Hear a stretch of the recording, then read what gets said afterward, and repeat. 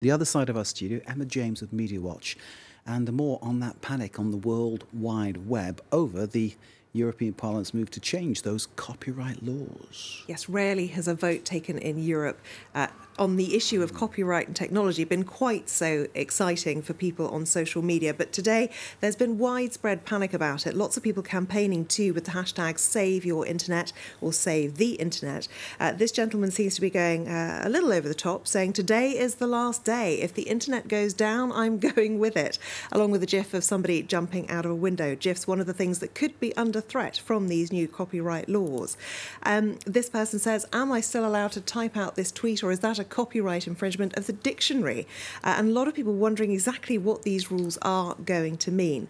Techno Guido is shouting at us all, EU votes to ban memes, one of the most popular things on social media and probably one of the most light-hearted things that you come across too. That again is something that we're not quite sure. Is there going to be legislation that means we can't share those kind of images anymore? Surely not. This gentleman says we have so many other problems in the EU and you decide to ruin the internet. And a lot of people feeling like that, really, that there are more pressing issues perhaps for Europe to be getting to grips with right now.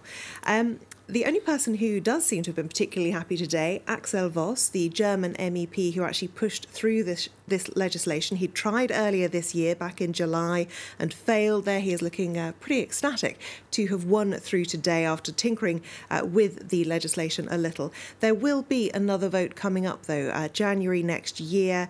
And then, of course, it's down to individual countries to actually come up with their own way of implementing these rules specifically. The European Parliament has actually tweeted to say, breathe, your favourite websites will be fine. And they talk about the fact that a lot of websites will be excluded from the copyright rules. They talk in particular about Wikipedia.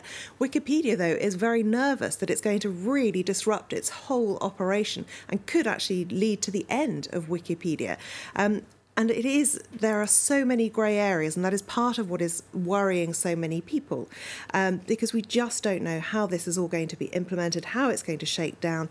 Obviously, it's good that people receive the proper payment for the work that they've created or the music that they've created. However, we are used to being able to readily share information, stories, videos and the like, courtesy of YouTube, Google, and people are wondering, could we end up paying for this in some way? It's interesting when you take a look at your own Twitter feed to see what kind of things could be affected.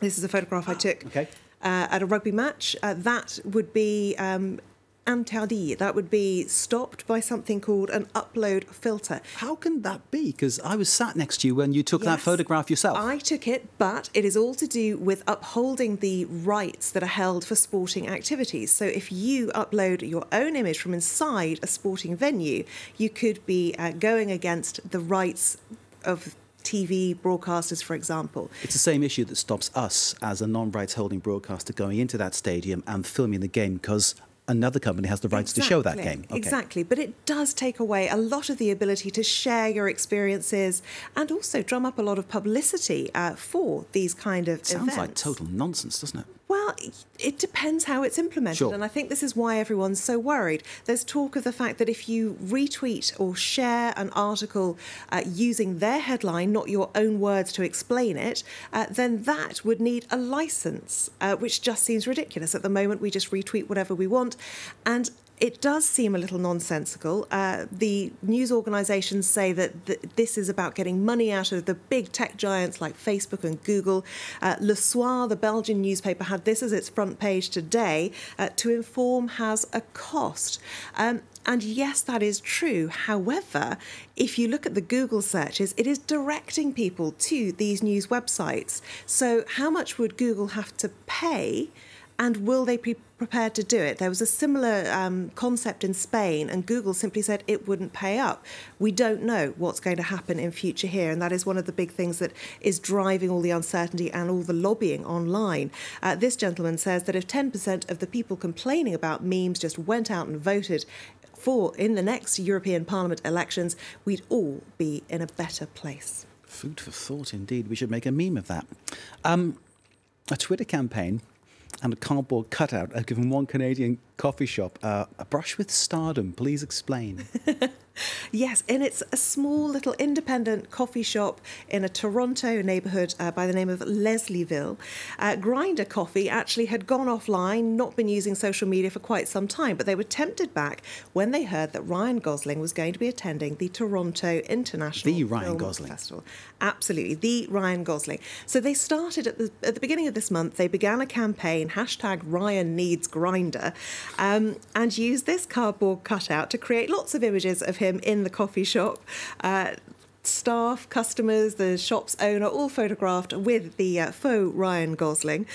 He was even taken on an evening out for a few drinks. No doubt got them a few strange looks. But the owner, a lady by the name of Joelle Murray, is a big fan of his, and she decided to keep this going.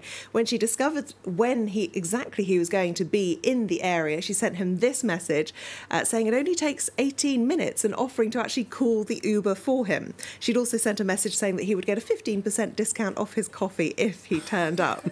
And, would you believe it, he actually did. So that's the real Ryan Gosling now. That is the real Ryan Gosling. That is not a cardboard cutout. She was very, very excited about it. And he is a good Canadian boy. A lot of people talking about how polite Canadians are. You can take the boy out of Canada, but you can't take the Canadian out of him. There he is, hugging her. She said that he was very well spoken, a wonderful Canadian boy with very good manners, and apparently he smelt very good too. Or was that just the coffee? Maybe. Maybe. Emma, thank you very much indeed. Emma with Media Watch, thank you very much indeed.